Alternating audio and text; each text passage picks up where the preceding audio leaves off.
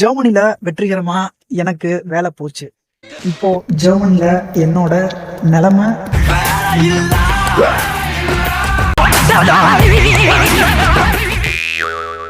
ஜெர்மனில ஏன் எனக்கு வேலை போச்சு? எனக்கு வேலை பிடிக்காம நானே வேலையை விட்டு நின்ட்டேனா? இல்ல. நான் சரியா வேலை செய்யாததுனால என்னோட எம்ப்ளாயர் வேலையை விட்டு தூக்கிட்டாங்களா? அதுவும் இல்ல. ஃபெடரல் எம்ப்ளாய்மெண்ட் ஏஜென்சி BAல இருந்து இதுக்கப்புறம் இந்த கம்பெனில உங்களால வேலை செய்ய முடியாது அப்படின்னு சொல்லி வேலையை விட்டு தூக்கிட்டாங்க. ஏன்?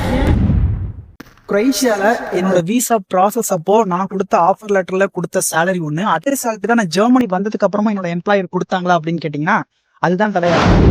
ஃபெடரல் எம்ப்ளாய்மெண்ட் ஏஜென்சிலேருந்து சொல்லுது, உங்களோட ஜாப் ரோல் CNC ப்ரோக்ராமருக்கு உண்டான சேலரி மினிமம் சேலரி உங்கள் எம்ப்ளாயர் கொடுக்கல. ஸோ அதனால் எங்களால் விசா அப்ரூவல் கொடுக்க முடியாது. உங்களுக்கு விசா அப்ரூவல் கொடுக்கணும் அப்படின்னா உங்கள் எம்ப்ளாயர்கிட்ட சேலரி இன்க்ரீஸ் பண்ணி கேளுங்க. இல்லைன்னா நீங்கள் வேற ஒரு கம்பெனியை ஃபைண்ட் பண்ணி ஜாப் ஆஃபர் லெட்டர் வாங்கி கொடுங்க. அது வரைக்கும் நீங்கள் எந்த ஒரு கம்பெனியுமே லீகலாக ஒர்க் பண்ண முடியாது, பண்ணவும் கூடாது அப்படின்னு சொல்லிட்டாங்க. கடைசியாக அவங்க சொன்னது, நீங்கள் எவ்வளோ நாள் வேணாலும் வேலை செய்யுங்க, ஆனால் ஜெர்மனியில் உங்களால் லீகலாக 30 நாள் வரைக்கும் தான் இருக்க முடியும்.